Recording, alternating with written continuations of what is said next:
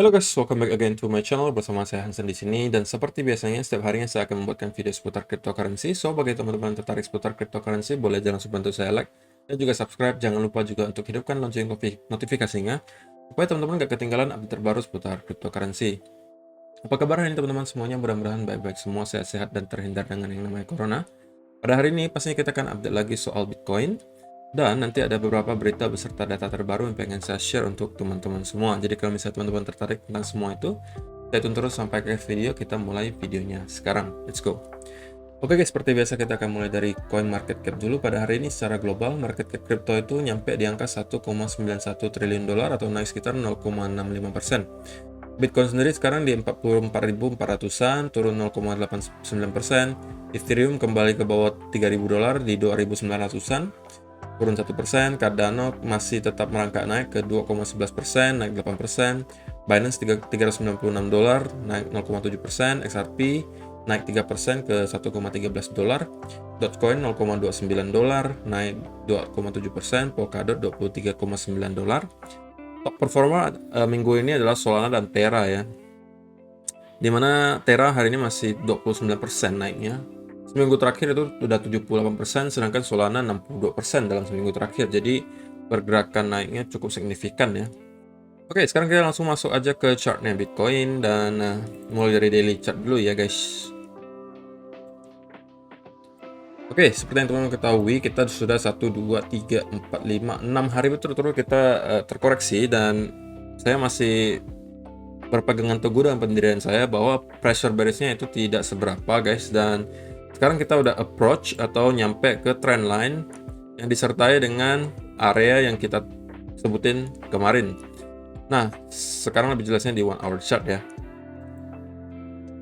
Oke, sekarang kita udah nyentuh sebenarnya di trend line dari bawah sini. Oke. Dan memang kemungkinan masih akan terjadi satu kali lagi drop menurut saya. Karena kalau teman perhatikan, sebelumnya juga kita pernah melakukan pergerakan semacam inilah ya. Nah, di sini kita membuat semacam descending channel, dan secara teori sebenarnya descending channel itu adalah pattern bullish. Tetapi karena banyaknya manipulasi sekarang, karena udah mulai banyak sekali pemain besar masuk, kita dimanipulasi lagi, turun sekali lagi untuk menjemput stop loss di sini, teman bisa lihat. Kemudian langsung tiba-tiba V-shape recovery atau langsung dibanting lagi ke atas. Nah, saya juga bisa expect hal tersebut terjadi juga di sini. Ini secara teori juga adalah sebuah pattern bullish sebenarnya. Tapi sekali lagi karena banyaknya manipulasi, maka saya bisa expect kemungkinan kita akan jemput dulu stop loss di sekitar sini. The breakdown dari area ini. Nah, kita baru, kalau misalnya ada tiba-tiba V-shape recovery juga, maka itu adalah sebuah tanda bahwa itu adalah manipulasi, dan kemungkinan saya akan mencari peluang untuk masuk. Oke.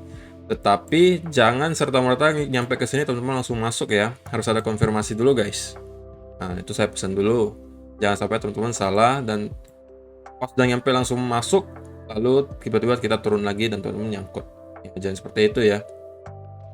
Karena selalu saja ada masanya ketika kita breakdown dari sini, kita breakdown dari trend line, kemudian kita breakdown dari support di sini, maka bisa jadi kita akan ngelihat semacam panic selling misalnya. Misalnya orang-orang udah pada panik, wah ini bakal bull trap nih ya kan, panic selling, sell ya, nyampe-nya nanti mungkin ke area yang udah kita sebutin juga di sekitar 42.000 atau 41.000.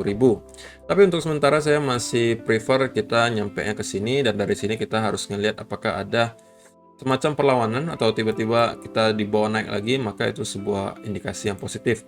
Kenapa juga di area ini? Karena kalau misalnya teman-teman tarik Fibonacci extension dari sini, swing high ke swing low di sini, maka di area ini nyampe, ini adalah area 1,16618-nya Fibonacci extension di sini, dan itu adalah area yang cukup signifikan menurut saya. Dan kalau misalnya teman-teman perhatikan, ini pergerakannya sebenarnya nih, momentumnya sama tuh. Ini sekali di sini tuh. Pergerakan turunnya momentumnya itu sama, teman-teman bisa lihat. Segini turunnya. Ini wave pertama kan penurunannya. Wave keduanya tuh. Sama lagi, kalau kita tarik lagi wave ketiga, maka nyampenya juga di sekitar area ini. Nah, jadi ya kita bisa bilang area ini patut diperhatikan seperti itu ya guys. Jadi teman-teman cukup cocokkan saja. Apabila kita nyampe ke sini lalu misalnya tiba-tiba ada rejection V-shape recovery, maka itu sebuah indikasi positif. Tetapi kalau kita di sini breakdown dan kemudian konsolidasi membuat pattern continuation, maka kita akan nyampe lagi ke area 42 ribuan. Jadi itu outlook sementara untuk Bitcoin, oke? Jadi sekarang kita masuk aja ke beberapa berita yang cukup menarik menurut saya yang pengen saya share untuk teman-teman semua. Oh ya teman-teman, untuk grup Telegramnya sudah saya buatin dan memang belum ada isinya, cuman saya perlu teman-teman masuk dulu aja, nanti pastinya akan ada postnya. Nanti saya pikirin dulu post pertama itu apa. Jadi saya udah buatin grup Telegramnya dan nanti saya akan cantumkan linknya di kolom description di bawah. Jadi kalau misalnya teman-teman mau join, langsung aja klik linknya dan join. Ya itu aja, dan pastinya jangan lupa untuk follow media sosial saya di TikTok dan Instagram yang juga udah saya paparkan linknya. Dan pastinya jangan lupa juga like video ini, oke? Terima kasih yang udah bantu like, follow Instagram dan TikTok, dan juga kalau teman-teman pengen masuk ke grup Telegram, silakan juga ada linknya di bawah, oke? Nah, kali ini kita bisa lihat ada berita datang dari Cointelegraph yang mengatakan Bitcoin's weekly MACD just crossed bullish for the first time in 11 months. Jadi selama 11 bulan terakhir baru pertama kali kita ngelihat indikator MACD itu mulai hijau lagi di weekly time frame. Selama beberapa bulan kita ngelihat itu warna merah terus, yang mengartikan momentum jualnya masih cukup besar, pressure bearish-nya masih ada. Dan ketika kita di 45 ribuan ini sekarang, kita udah sedikit nyentuh ke arah hijau. Jadi itu menandakan bahwa momentumnya sudah mulai positif gitu ya. Dan momentum belinya udah mulai berdatangan. Kemudian di sini juga disebutkan PSV Eindhoven Soccer Club to accept new sponsorship deal in Bitcoin. Jadi kalau misalnya teman-teman penggemar bola harusnya tahu ya klub PSV Eindhoven yang merupakan klub Belanda ya. Dan mereka ini sekarang udah menerima pembayaran sponsor melalui Bitcoin. Oke. Jadi hal-hal semacam ini nanti teman-teman perhatikan dalam waktu beberapa bulan ke depan pasti akan banyak cerita-cerita yang model seperti ini. Karena sekarang udah mulai ada atlet yang menerima juga pembayaran gaji seperti Messi misalnya, ada sebagian dibayarkan katanya rumornya pakai kripto juga. Kemudian juga banyaklah, nanti pasti akan banyak sekali atlet-atlet ataupun klub-klub yang juga bekerja sama menggunakan cryptocurrency. Jadi adopsi pada tahun 2021 terhadap cryptocurrency itu sangat-sangat besar dan itu merupakan indikasi yang sangat positif juga. Oke. Dan di sini teman-teman bisa lihat kalau misalnya ada orang-orang yang mengatakan, wah ini kita masih ada di bull trap dan ini sama seperti ketika di tahun 2018 ya, ketika ada bounce seperti ini. Nah, di sini ada sebuah artikel yang mengatakan bahwa kali ini tidak sama.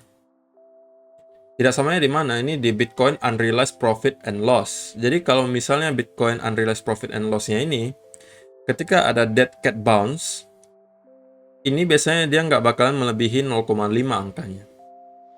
Di sini juga sama. Ini awal bear market di tahun 2014 ya. Ketika turun, ada dead cat bounce. Nah, teman-teman bisa lihat indikatornya di sini tidak nyampe 0,5. 0,5 adalah garis yang hitam ini ya, guys. Nah, di sini dead cat bounce-nya nyampe di sini dan indikatornya tidak nyampe 0,5. Hal yang sama juga terjadi di tahun 2018 ketika awal mulai turun juga bear market. Nah, dead cat bounce-nya di sebelah sini kan yang pertama kali. Indikatornya juga sama, dia tidak melebihi 0,5 di sini, unrealized profit and loss-nya. Tapi berbeda dengan sekarang, kalian bisa lihat, ini udah di atas 0,5 dan bahkan udah hampir menyentuh 0,6. Nah, ini hanya historisnya ya guys, historisnya. Bukan berarti ya pasti kita akan langsung ini juga bukan berarti kita tidak mungkin akan masuk ke bear market, bukan juga. Tetapi ini secara historis, bahwa kalau misalnya ada orang menyamakan dead cat bounce yang terjadi di 2018 dan 2014 dengan yang sekarang terjadi, itu ada perbedaannya. Nah, ini faktanya seperti ini, ya kan? Tapi kalau misalnya teman-teman mau percaya kita masih bisa bear market, ya juga tidak masalah gitu kan. Tidak ada yang bisa memprediksi masa depan. Kita hanya bisa melakukan analisa seperti itu ya. Tapi kalau saya pribadi, saya sudah selalu katakan saya lebih percaya bahwa kita masih setengah jalan di bull market ini. Oke. Dan lagi kalau teman-teman perhatikan di sini juga seorang analis yang bernama Will Clemente di sini dikatakan exchanges down 111,000 BTC in the last 30 days, one of the sharpest drop of exchange inventories in Bitcoin history. Jadi dalam 30 hari terakhir itu ada 111.000 Bitcoin yang ditarik dari exchange. Bayangin, dalam sebulan terakhir guys, ada 111.000. Dan ini adalah penurunan paling tajam sepanjang sejarah Bitcoin. Itu menurut Will Clemente ya. Jadi itu pastinya juga sebuah hal yang positif. Jadi teman-teman jangan hanya terpaku pada chartnya. Chart 15 minute chart, wah turun bang, turun bang, turun bang. Teman-teman juga harus perhatikan di belakang layar bahwa masih banyak sekali orang yang menunggu teman-teman untuk menjual. Harga Bitcoin turun, mereka siap membeli. Ya kan? Karena para pemain besar juga udah mulai melirik, seperti kemarin cerita-cerita kemarin, seperti bank-bank besar juga kliennya udah mulai pengen masuk gitu ya, dan bank-bank besar dan perusahaan-perusahaan investasi juga rata-rata sudah mulai membuka akses kepada klien-kliennya untuk masuk ke cryptocurrency. Jadi menurut saya kita masih setengah jalan, masih banyak sekali investor dan juga pemain besar yang berlomba-lomba untuk masuk dan masih menunggu momen yang tepat menurut saya. Oke. Jadi itu aja untuk video kali ini. Jangan lupa juga grup Telegramnya guys kalau mau join di link di bawah. Oke, terima kasih sudah nonton di video kali ini dan kita akan bertemu lagi di video yang berikutnya. Bye bye.